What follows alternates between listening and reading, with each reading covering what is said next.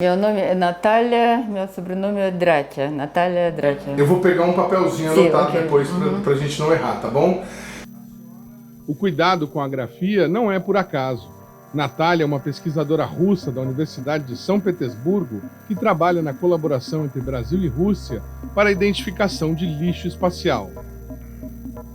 Além de colaborar com a pesquisa, ela serve como interlocutora entre a equipe do país dela e os pesquisadores brasileiros, e foi escolhida justamente por conta de sua relação com o país. E como foi que a senhora aprendeu português?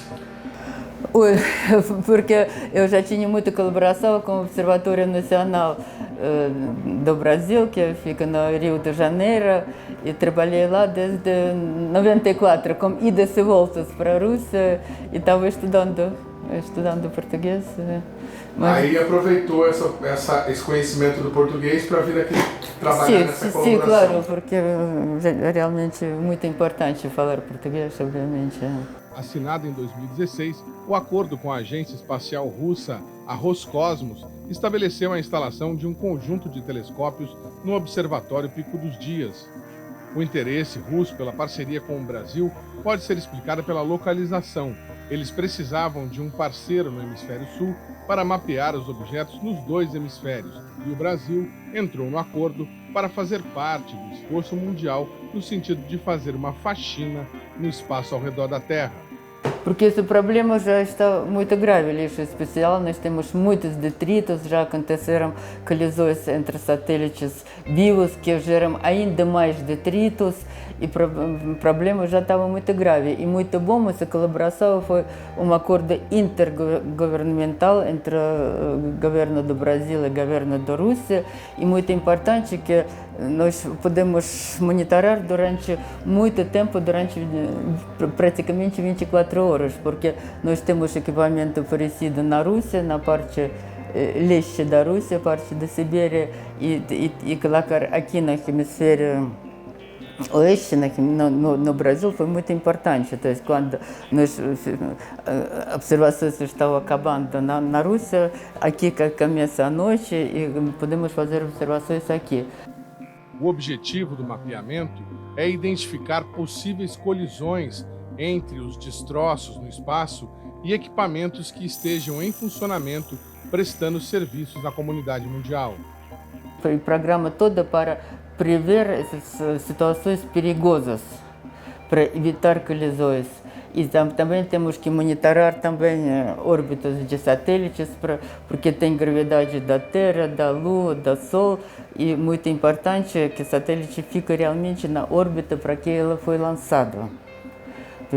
Esse é o objetivo principal. Se você tem um satélite ativo, né, o que nós chamamos de satélite vivo, em operação, um parafuso ele trafega, ele está em órbita numa velocidade aproximada de 36 mil quilômetros por hora, a velocidade de órbita dele.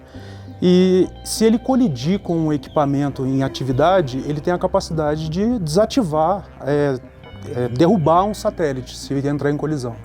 Seria como um tiro de ponto .50 atingindo o satélite. Daí para mais. Qual que é o tamanho desse problema? Tem bastante detrito no espaço Infelizmente, é difícil acreditar, mas tem muitos detritos. Detritos com tamanhos a partir de 1 milímetro que já pode causar danos. Você pode ver a quantidade de objetos. Aqui nós apresentamos os resultados do nosso trabalho quando foi reunião de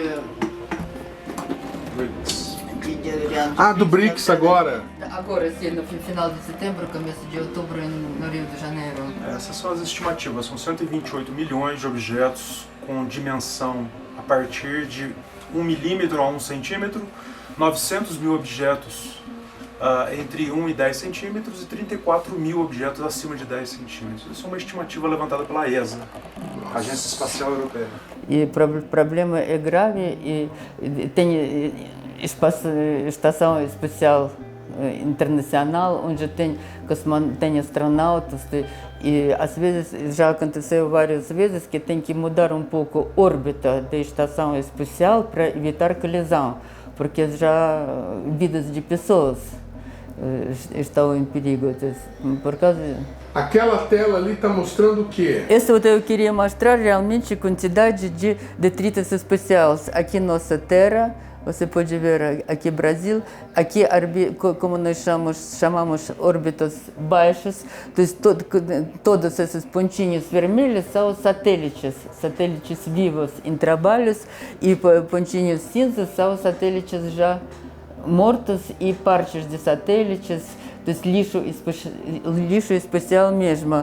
E eu queria também mostrar muito interessante, digamos, elipse vermelha, na realidade, essa órbita, como nós chamamos, órbita geoestacionária, essa órbita na altura aproximadamente 36 mil quilômetros na Terra, e satélite lançado aqui sempre fica em cima da ponto total da Terra.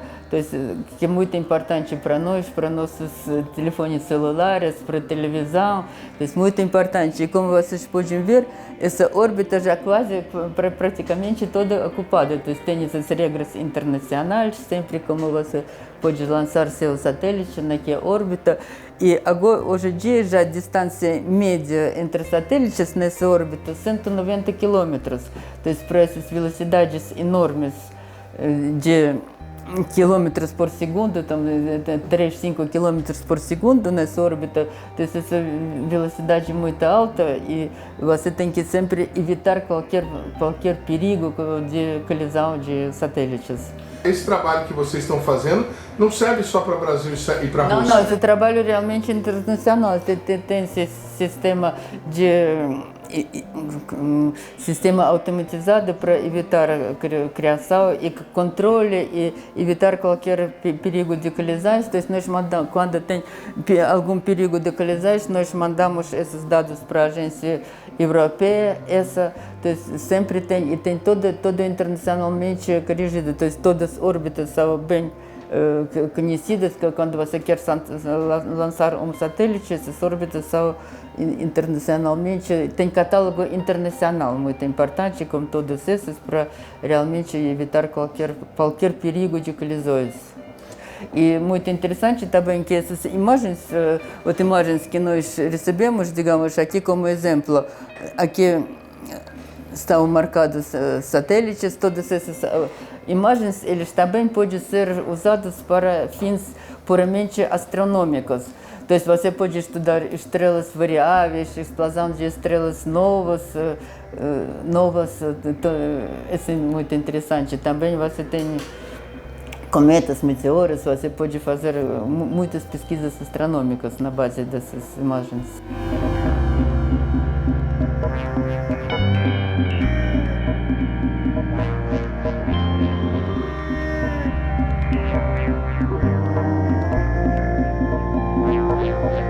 Aqui nós temos um complexo óptico, um complexo de telescópios, que nós trabalhamos com 5 telescópios distintos com angulações diferentes. Nós temos o telescópio principal com 75 centímetros de diâmetro, 2 telescópios, um na parte superior e um na parte inferior com 25 centímetros, e na lateral 2 telescópios de 5 centímetros. Eles podem trabalhar individualmente ou em combinação. Bacana. E qual que é o diferencial desse telescópio para esses que já tinha no LNA? Por que precisou instalar outro? Certo. Esse é um telescópio projetado exclusivamente para captação de lixo espacial. Ele não detém nenhum tipo de filtro, como os telescópios do LNA, onde você trata a imagem quando está fazendo a captação.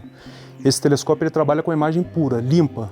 Da mesma forma que ele capta a luz, ele transmite para o nosso sistema para que você possa detectar lixo espacial.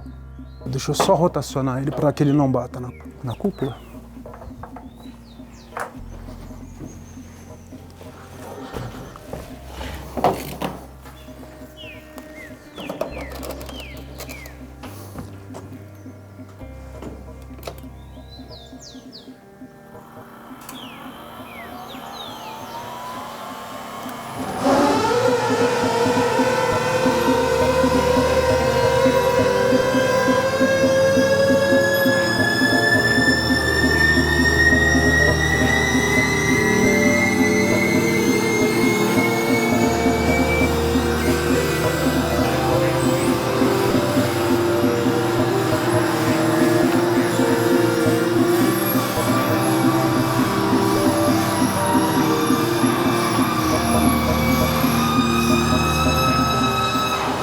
Esse telescópio ele tem uma característica interessante que é, ele consegue detectar objetos de baixa altitude. O que isso significa? Que até 50 mil quilômetros de altitude, em relação à Terra, você consegue observar os detritos ou elementos que estão nessa faixa de altitude. Uma informação que é interessante desse telescópio, ele é um telescópio russo, que veio, toda a infraestrutura aqui veio de lá. A montagem de todo esse equipamento foi feita em 30 dias e a primeira montagem dele, a primeira integração, né, a primeira colocação dele em posição foi aqui no Brasil. Ele foi fabricado na Rússia, as partes em lugares diferentes, mas não foi feito um teste de montagem.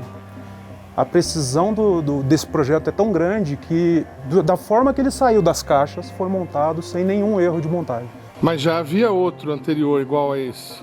Na Rússia existem telescópios iguais ao montado no Brasil, mas não nessa configuração. Esse é o protótipo número 1, montado a nível mundial.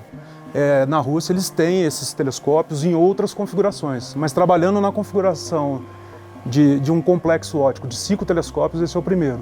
Agora fazer a operação ao contrário.